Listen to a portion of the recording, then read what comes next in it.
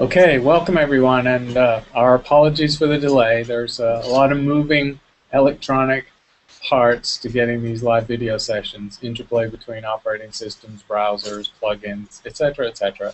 Lame excuses, but we're rolling now. So happy to take your questions.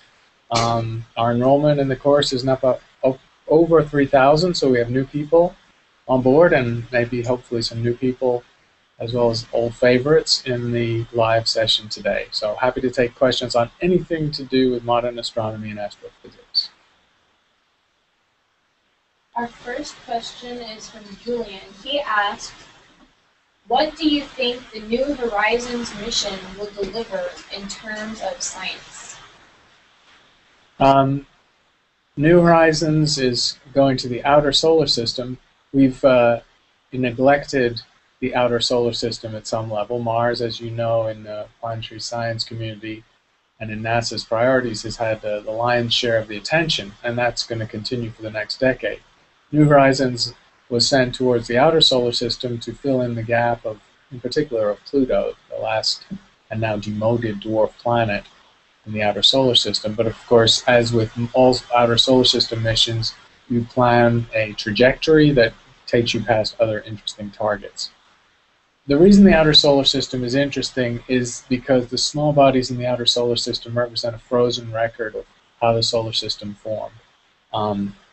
The small bodies have not been substantially altered by geological or tectonic activity. That's true of Pluto or Charon or Sedna or any of these large objects in the trans-Neptunian region.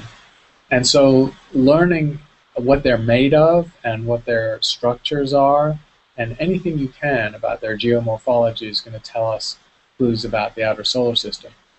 Without visiting these objects, the only clues we get are when outer solar system objects like meteors or comets, potentially, come near the Earth or actually land on the Earth as meteorites. Though they're very altered, though, when they land on the Earth. And so seeing the pristine material in its pristine state is a very important thing to do. There is theoretically some level of controversy over the formation model of the solar system.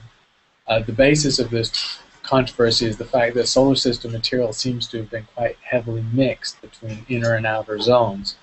And that degree of radial mixing, if you like, between regions that ended up being near the Earth and those that ended up being very far from the Earth, tens of astronomical units away, that's not expected in the theoretical models. New Horizons is going to test these models of solar system formation at some level in the way that it can. And of course, it's going to complete the picture of the outer solar system with a close flyby. We've been missing a little bit by not having visited all the major objects in the solar system.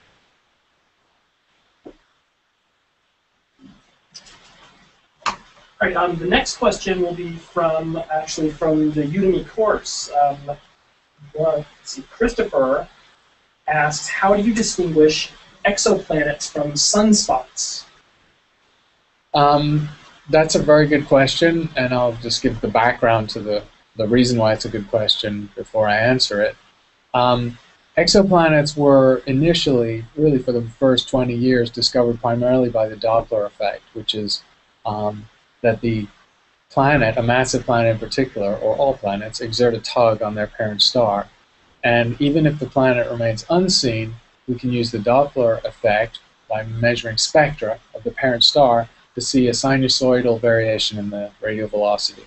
And that radial velocity variation is a signature of the planet, where the larger the mass of the planet, the larger the radial velocity, or Doppler tug, if you like. That was how most of the first 1,000 exoplanets were discovered.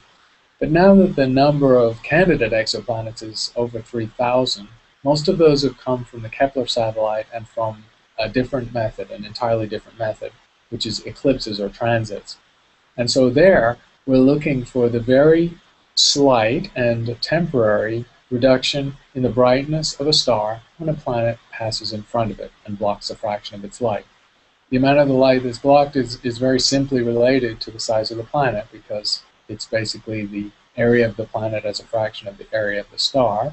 And if these are main sequence stars like the Sun, we know what their sizes are, is going to reduce the light of the star by that fraction. In round numbers, Jupiter rather reduces the light of a sun-like star by 1%, and an Earth, 10 times smaller, 100 times less area projected, reduces the light of a sun-like star by 0.7%. So now the question, if what you're seeing as your signature of an exoplanet is a temporary dip, a very small dip in the brightness of the star, how do you stop from being confused by the presence of sunspots, which also vary over time, the number and the size of those sunspots, and also dim very slightly the brightness of the star? The basic answer to the question is that the signature of an exoplanet transit is a metronomic, regular, repeatable dip. It's a very clean profile. The brightness just drops and then rises again by this very simple number, the ratio of the planet size to the star size. Sunspots do, in fact, constitute slightly darker or actually cooler regions on the surface of a star. But those sunspots, if they vary in number across the face of the star, they will vary the brightness of the star according to its rotation. Now, the rotation period of the sun is a little under a day, and most sun-like stars will also be rotating.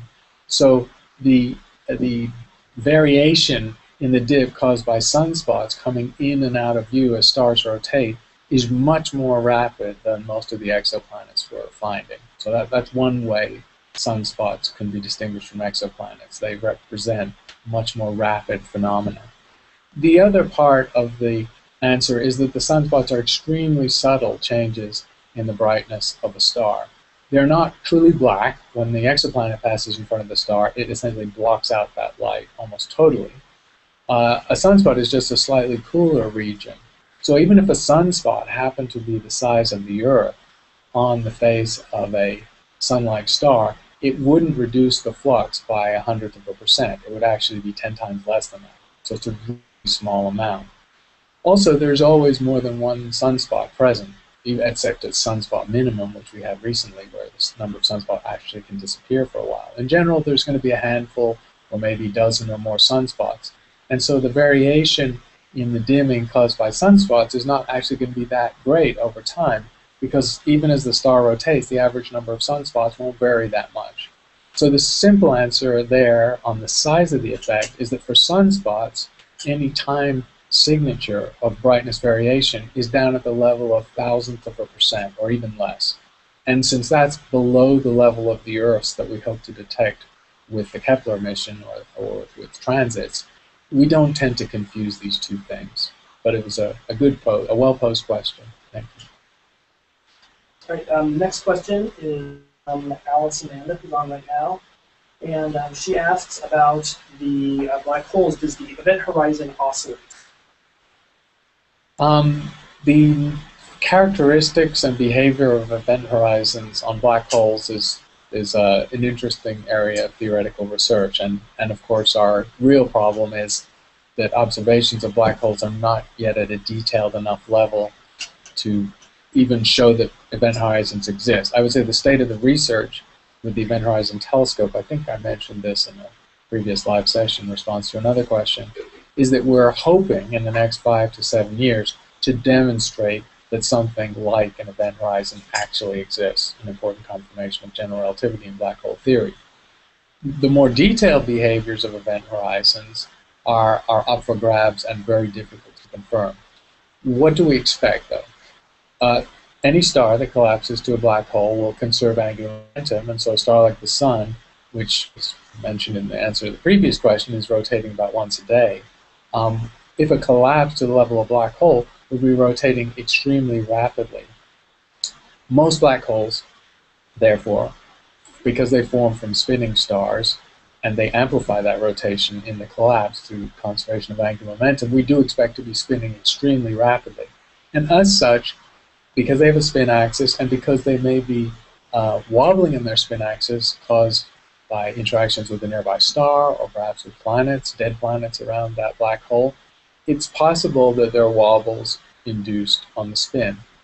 And it is indeed theoretically possible that these variations, if you like, the rapid spin and the wobble in the spin, basically a precession, could induce a vibration or oscillation in the shape of the event horizon, so that the event horizon of a spherical star in practice actually deviates from being perfectly spherical.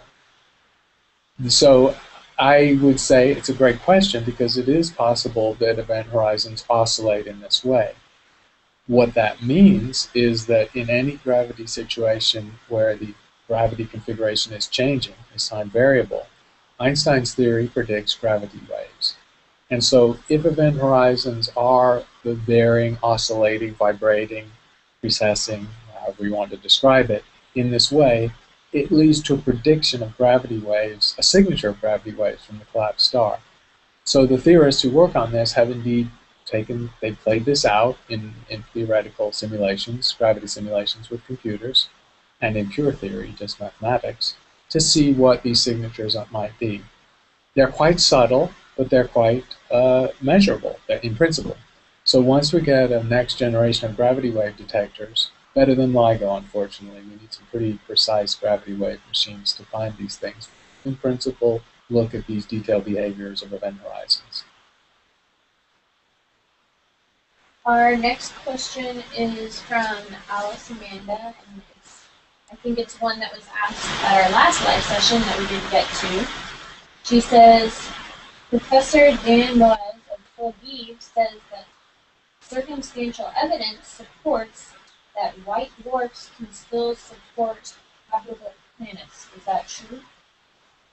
The question of what is the suitable host star for a habitable planet is a really important one because astronomers have opened their horizons now beyond Earth-like planets around Sun-like stars. So in the first decade or so of the game of exoplanets, people naturally just were looking for twins in the terrestrial situation. Sun-like stars, long-lived Sun-like stars, and hopefully terrestrial planets around those stars. The habitability of planets, now the first point to make, we expect planet formation to be a routine part of star formation. It's just a natural corollary of star formation. The material left over from the formation of the star, which is less than 1% of the mass, is very likely to form planets in all different systems, regardless of the mass of the central star. So there are indeed going to be low-mass stars whose endpoint, whose final evolutionary state will be a white dwarf, which will have planets around them. We expect them to exist, with perhaps equal frequency to the planets we might find around Sun-like stars. So the planets should be there. Now, the question of habitability, that's much harder because, of course, a white dwarf is a cooling ember of a star. It no longer has nuclear emission, it no longer has fusion going on, and it's basically emitting just like a black body with a temperature that slowly changes over time as the radiation ebbs into deep space. White dwarfs tend to be quite hot. They tend to be 30, 50, maybe even 100,000 Kelvin. But of course, the energy coming off the white dwarf at a distance of, say, the Earth from that star is incredibly feeble compared to the radiation from the sun at the distance of the Earth. So any habitable planet around a white dwarf would have to be very close to that star. And that, of course, is entirely possible. So Maoz and others, Danny Maoz is an astronomer, an Israeli astronomer at Tel Aviv University, very good researcher. In fact, I known him for a while. He's talking about the fact that you could indeed have habitable planets around white dwarfs, and this is important because there's a vast number of white dwarfs. There are many, many, 2 orders of magnitude more white dwarfs than there are Sun-like stars. So it's a lot of potential real estate for habitable planets. And even if only a small fraction of them that's in a habitable location, that's a lot of habitable real estate. So they would have to be planets essentially on very tight orbits of their parent star, the white dwarf, far less than a Mercury distance. That, of course, we know can happen because we have existence of hot Jupiters around Sun-like stars, and those are planets that are on incredibly tight orbits with orbital periods of only a couple of days. A similar planet around the white dwarf may indeed be in a habitable location. Planets that rotate that close to their parent star are tidally locked, which means they will not spin on their axis with the orbital period that's any different from the period of the star they actually orbit by Kepler's law. So that's going to mean there's a difference in the radiation received by the near and the far side of the planet.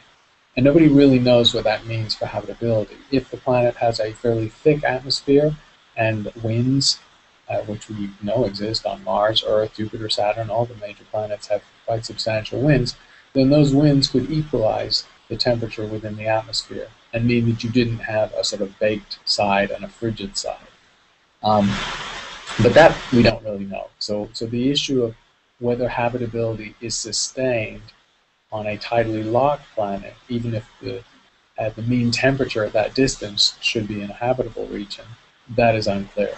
So this is an interesting open area of research.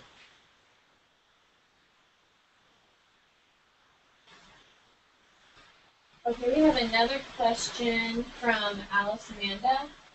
She asked, what has the formulation of the holographic principle got to do with black hole thermodynamics? There's a couple of things going on here, and it's a good question, a high-level question about black holes. First of all, the thermodynamics of black holes. Black holes are extremely simple objects in astrophysics.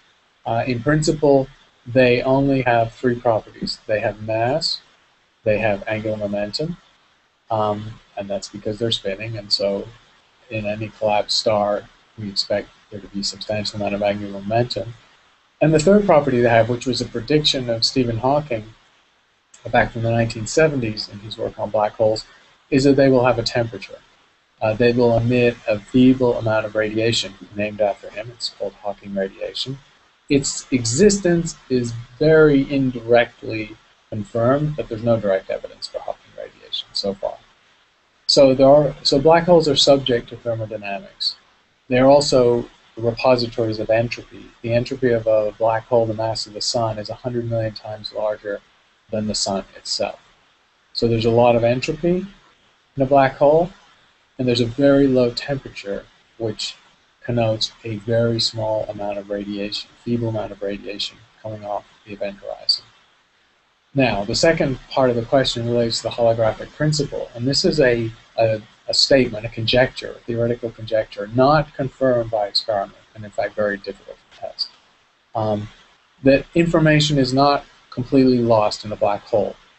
By talking about an event horizon as an information barrier, we're essentially saying that everything that we could know about how a black hole was formed is lost to us when the black hole forms, because all of the material that went into it is invisible to us, cannot communicate with us, we can't learn what went into the black hole.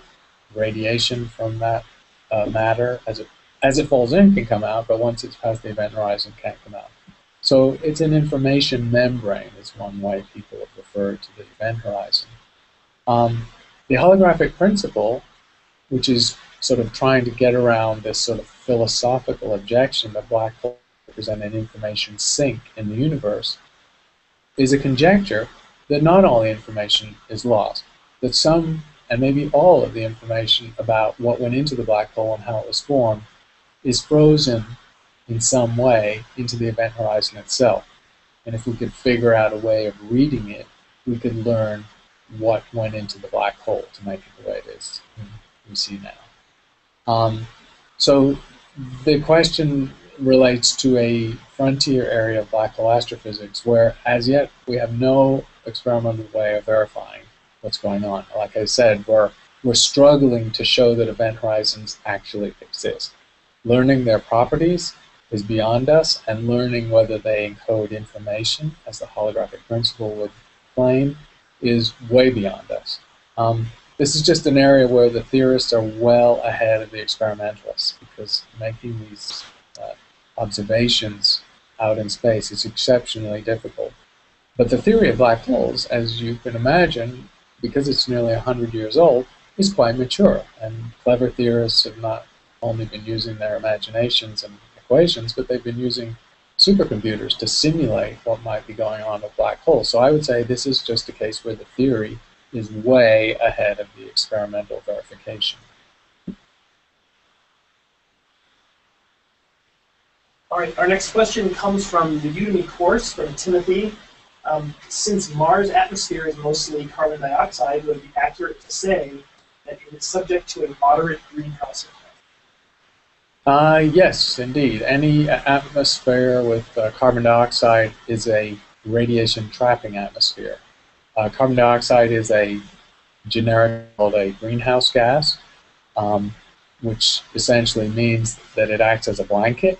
So when it interacts with those molecules, it's degraded to longer wavelengths, and including the surface of the planet itself. And those longer wavelengths tend to be trapped in an atmosphere. So when visible radiation comes in from a star, typically the sun, it's partially converted into longer wavelength radiation, which becomes trapped in the atmosphere, and thereby providing a heating effect. And the amount of the heating effect depends on the thickness of the atmosphere and how much of these greenhouse gases are contained in it. Carbon dioxide is a greenhouse gas. Water vapor itself is a greenhouse gas. So when there's a liquid on a planet and some of that liquid is in vapor form in the atmosphere, that acts as a greenhouse gas. So the Earth obviously has water vapor as well as trace carbon dioxide. The most efficient greenhouse gas is actually methane. So molecule by molecule, methane traps 10 or I think 20 times more radiation than carbon dioxide. Well, Mars doesn't have water vapor. It's extremely dry.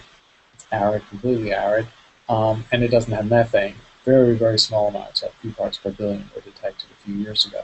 But it does have carbon dioxide, so all the heating on Mars comes from that. But this atmosphere now, remember, is about 1% of the partial pressure of the Earth's atmosphere at the base of where we live at sea level. So its density is very low, and the heating effect is very low. And it turns out that it's of order a degree or two. So the heating effect, the greenhouse effect of Mars carbon dioxide is actually very modest. The potential exists to make that effect much larger. The agenda that NASA and other visionaries have had for Mars is to do what's called terraforming, to make Mars habitable for humans. And the first and critical step you would do if you wanted to make Mars habitable is you'd have to raise the temperature of the atmosphere and thicken it enough that liquid water could exist on the surface.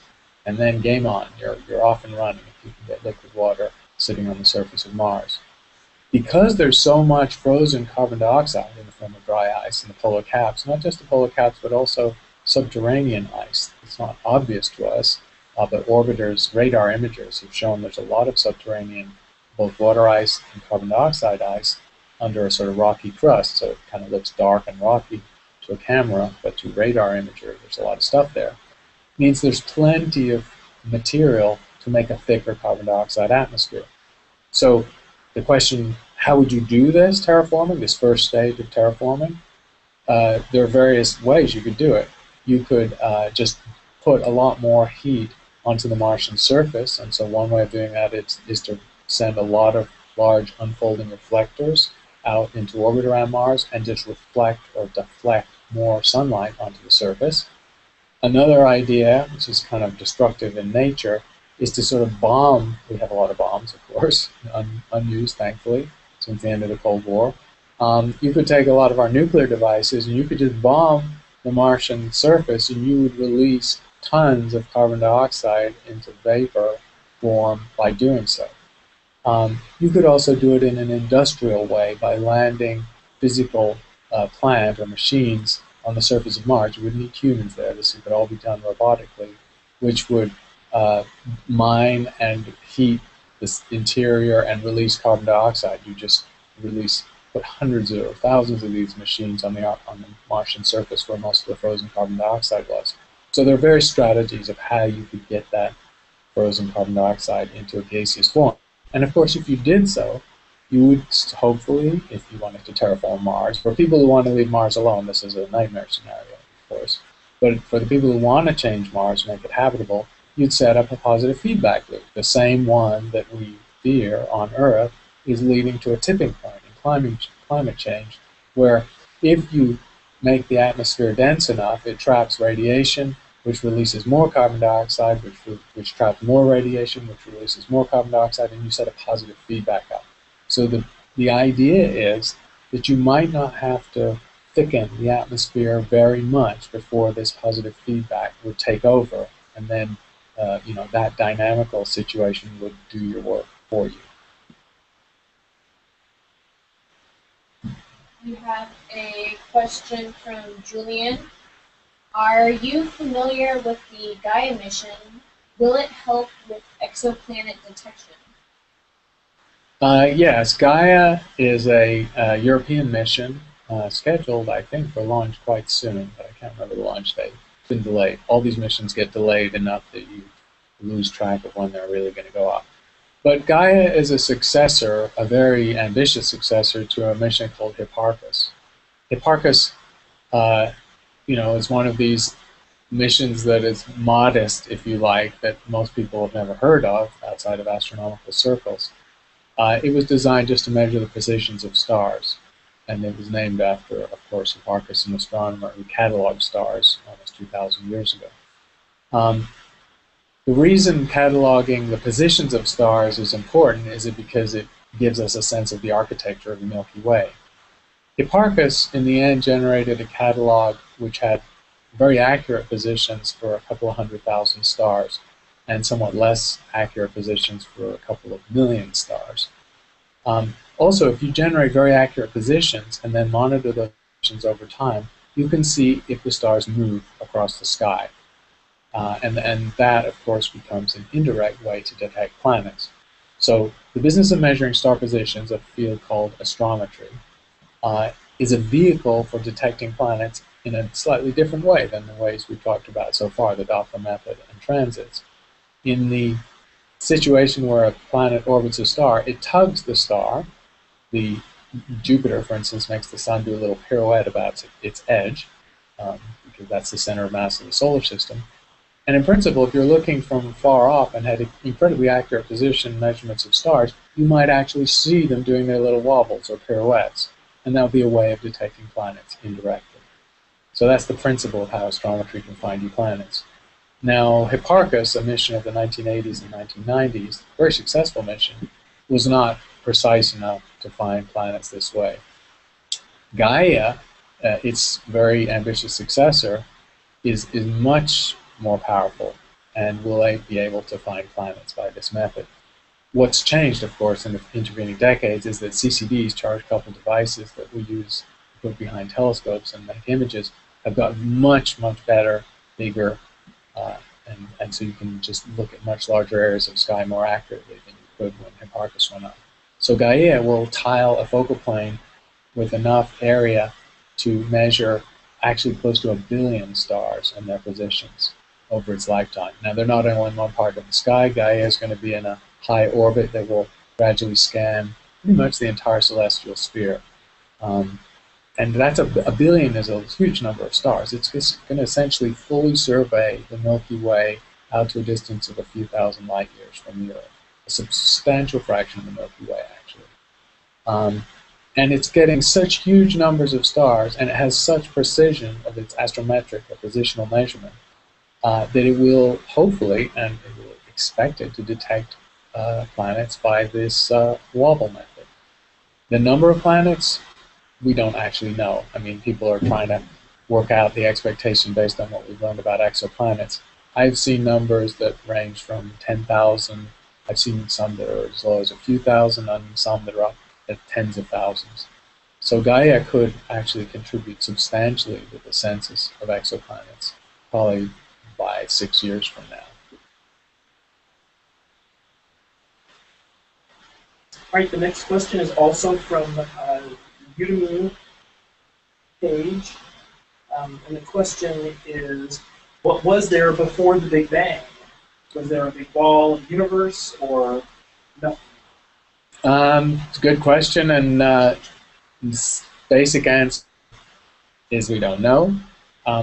Just to say what the Big Bang is and isn't as a theory, as an idea of physical creation, the Big Bang is the hypothesis that the universe started in a very small, very dense, very hot state, and I'm not going to go over all the evidence behind that supposition, but it's substantial. It's very hard to conceive of the universe not having been through this situation given the evidence we have in front of us.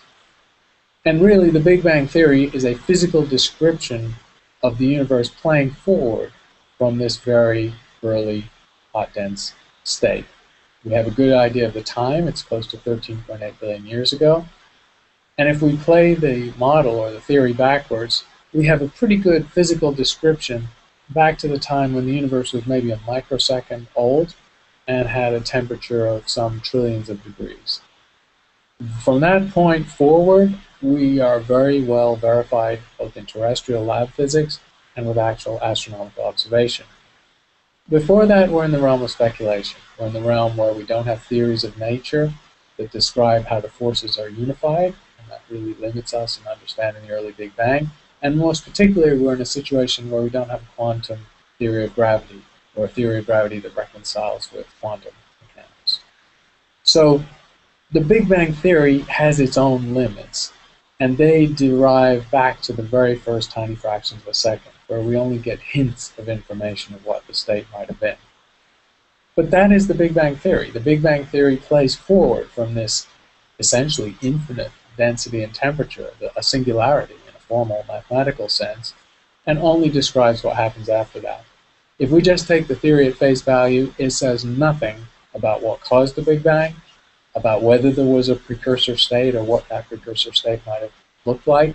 And in fact, since time emerges as a property in the physical description of the universe after the Big Bang, we don't even know that time has meaning at the point of creation, at the singularity.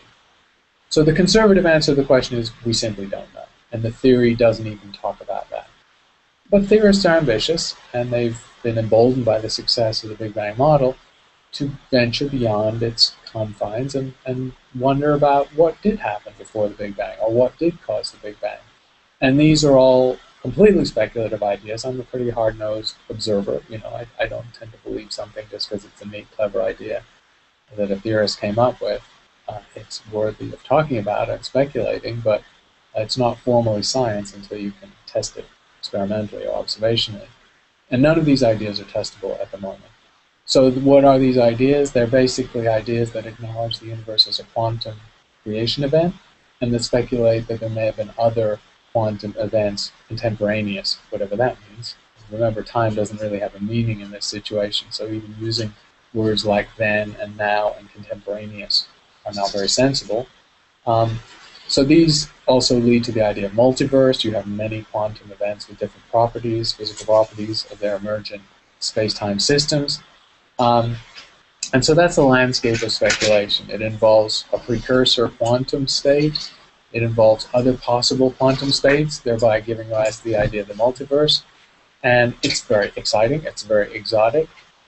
It's not currently testable, but the theorists who work on it are, they're ambitious enough to think that they might be able to come up with tests of this idea. There are none currently, though. If you ask the theory community, what can you tell me about the precursor state of the Big Bang or the multiverse idea that I can go out now with a big telescope or a space mission or even a mission that I could design and test, the answer would actually be nothing right now. Maybe the theory is still too immature.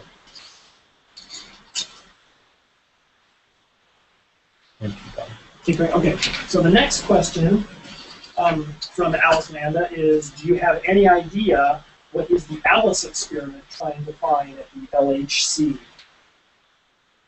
Alice is doing a lot of different things. The astronomers' interest in Alice is to do with dark matter. Almost all of the experiments at the Large Hadron Collider at CERN are multifaceted. These experiments, just to give you a frame of reference, are probably the most extraordinary physics experiments ever derived. Remember, the Large Hadron Collider is the biggest game in town. It's a $10 to $15 billion accelerator, and the instruments that are built around it to do various experiments are themselves hundreds of millions of dollars, extremely expensive. They're collaborations in all cases of hundreds, and in a couple of cases of thousands of scientists. Just extraordinary. These are whole towns worth of scientists working on one single project. Astronomy has no equivalent of these size teams. These are amazing and rather intimidating. It would be hard for me to imagine working in a team that size. And of course, for that amount of money And for that unique a situation of experimental physics, you have to answer more than one question. You're not just looking for one flavor of quark or the Higgs or one particular particle. All these experiments are trying to do multiple things. In general, what they're trying to do is test beyond the standard model of particle physics. So I'm taking a slight deviation before I actually answer Alice Amanda's question. So the goal of these experiments is to acknowledge that the standard model of particle physics, which was essentially completed by the discovery of the Higgs 2 years ago, is still incomplete because it doesn't explain quantum gravity, for instance, something I mentioned just now. It doesn't explain neutrinos and their properties, which seem to have mass, but we don't have a theory of how neutrinos get their mass. It doesn't explain why there are 4 generations of particles in the schema of fundamental particles. It doesn't explain dark energy, and it doesn't explain dark matter. Those are some pretty big holes for our standard theory of particle physics. Well, dark matter is one of those holes, and Alice, the experiment at CERN, is doing a lot of the standard particle physics stuff, but it's also looking for candidate dark matter particles that might constitute this so-called missing mass, or this large amount of dark material in the universe, an amount which outweighs the normal stuff that we're made of by a factor of 6 or 7. Alice is projecting, and probably it's going to take 3 or 4 years before Alice gets an interesting constraint on dark matter particles. But it certainly has the ability to detect some of the most promising dark matter particle candidates. But there are other experiments too. There are some experiments built deep into mines, the solid-state detectors, that are custom built only to detect dark matter particles, whereas Alice is trying to do lots of things at once. So nobody really knows which of these various physics experiments is going to home in on a dark matter candidate and maybe detect it first. But certainly Alice has as good a shot as any. Several of the students are interested in the status of the Kepler mission, and what is the impact of the mechanical problems on Kepler? And Stanley is here with us live. Asked, what is the impact of the mechanical problems on Kepler? Will exoplanet searches be reduced until the Webb telescope is launched? Yeah, this is a huge blow. Things were going so well with Kepler, and nobody saw this coming.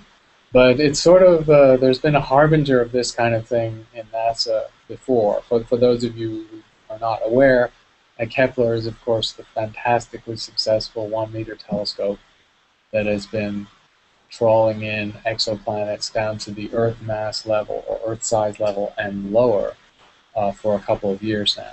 Incredibly successful small mission. And Kepler suffered really what could be almost a catastrophe, as profound as losing its detectors or losing communication with the Earth, because it lost its ability to point at a fixed area of sky, which is essential to its work. Now this is unfortunately a familiar problem for NASA, because the Hubble Space Telescope, and of course what's going on here are you need gyroscopes, inertia wheels, you need various reaction devices that are spinning, that are mechanically very precisely machined components of a spacecraft to get it to point in a particular area of sky. Any spacecraft to point precisely needs 3 of these systems in routine operation. It can point at a minimal level with 2, and with 1 it can't do it at all. Hubble had 4 of these gyroscopes, and was almost always losing a gyroscope every year or so at a failure rate much more than had ever been seen when those components were tested on the ground. So it's quite mysterious. Perhaps there's cosmic rays or micrometeorite hits, who knows? Something was going on in the space environment. And unfortunately, Kepler's been subject to the same problem, because based on ground testing, Kepler should not have lost any gyros up to this point. In fact, it's lost its gyroscopic capability to the level where it can't point precisely on the sky. And at that point, since it can't really do the science that it was designed for, to safeguard the telescope and the mission, what NASA does is they sort of put it into safe mode, or shut it down, turn the detectors off, protect the telescope, and essentially put it into cold storage until they can figure out how to fix this or what to do. Now, the problem with Kepler as Kepler is not in a serviceable orbit. It was never designed to be serviced, whereas the Hubble was always designed to be serviced by astronauts, and so Hubble has had its gyroscopes replaced sequentially by 5 servicing missions, and that's, of course, been responsible for letting Hubble live as long as it has. Kepler doesn't have that capability, so what the mission designers and engineers at NASA are trying to do is they're trying to use various mechanical methods to get one of the reaction wheel that froze and didn't do its job, it's not doing its job at all, back into normal activity. Now, since they don't know exactly why it failed yet, figuring out a protocol to fix it could be risky. I mean, you might make things worse, and you might not make things better.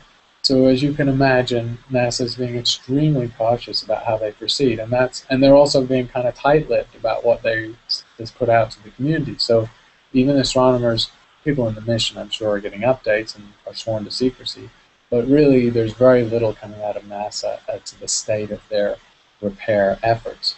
And they pretty much told everyone when they gave the bad news, this could take 3 to 6 months. They put a big time window on it, and we're only a month or so in. So it could be months before we know whether any of their efforts succeed. And if they don't succeed, then unfortunately that is the end of Kepler. As to the part of the question, what impact does that have on exoplanet searches? Well, it's clearly a huge hit because Kepler was doing so well. It had just received a mission extension to 2017. And also, it turned out that Kepler's data was slightly noisier than anticipated, and it was taking longer than originally projected to get down to a particular limit of an Earth-like planet detection. So Kepler kind of needed that extra time. It's not that the data has in the bag is going to nail the census of Earth-like planets. Basically, the simple way to put it is if Kepler got no more data, we would have a rough estimate, maybe accurate to 10%, of the number and the frequency of Earth-like planets around Sun-like stars, but no more than that. If Kepler continued to do its work, we'd have possibly even finer detection limits down to Mars mass, and we'd have a much more detailed sense of the demographics of Earth-like planets, including how many of those Earth-like planets were in truly Earth-like orbits. As it is, Kepler may only find a handful of such objects. It will probably find hundreds of Earth-sized or Earth-mass planets, but most of those will not be in habitable orbits. So it is bitterly disappointing. As for can other missions or experiments take up the slack? Yes and no. Ground-based methods just simply don't have the precision that Kepler does working in deep space, which is such a quiet environment, no atmosphere. You can get much more precise detections of these very subtle photometric signatures. So ground-based methods can contribute to the planet hunting, and they will continue to do so, but really we're going to need another space mission, a successor to Kepler actually, which is on the drawing board, but couldn't go before 5 or 6 years from now, before the legacy of Kepler can be cemented. Okay. The next question is a follow-up to the previous one. Since it must have some fuel to stabilize its position, can Kepler be used, the fuel be used to aim it towards Earth? Can it be repaired? Can it be used for pointing? Yes, the fuel is not the problem. Kepler has hydrazine. It has the standard fuels that are used in the outer solar system or remote missions from the Earth. And indeed, so it can be pointed, and this fuel can be used to spin it around on the sky, point it to the Earth, point it to a different field than the one that it's been staring at for years. So the fuel, unfortunately, is not the issue. It's really the ability of Kepler to lock on any region of sky with the precision that's required. And let me just mention what that precision is. This also applies to the GAIA mission that was subject to the previous question. If you're doing this kind of careful photometric work, you essentially need stability levels of hundreds of a percent. And pretty much you need positional accuracies of millionths of an arc second. the average amount by which a star is blurred on a ground-based telescope is a few tenths of an arcsecond. So you need to define star positions to measure their flux accurately and reliably to an image size that's hundreds of times smaller than you would see from the ground. And therefore you have to point your telescope accurately to a hundredth of an arcsecond, or maybe even less. Now what is that? Remember, in round numbers, just taking from what an arcsecond is to a radian, you're talking about a pointing precision in a dimensionless sense of 1 part in a billion. That is pretty fine precision. And you cannot do that level of precision without these exquisitely accurate reaction gyros. They're reaction gyros just in terms of terminology because to avoid contributing angular momentum to the telescope, they have counter-rotating elements so that they have a net zero angular momentum within the spacecraft. They're about the most exquisitely precise objects that are built into modern spacecraft and interplanetary probes, and they tend to work pretty well, with, unfortunately, the exception that they failed at higher rates than NASA has anticipated on Kepler, on Hubble, and actually on a couple of other missions. Right, and I believe that's the end of our questions for this session, and we're going to go ahead and wrap up. Okay, thanks everyone, and we're going to do this again in a couple of weeks. And so bring all your questions, and I'm happy to answer any of them. Meanwhile, you can always use the Q&A on the Udemy website.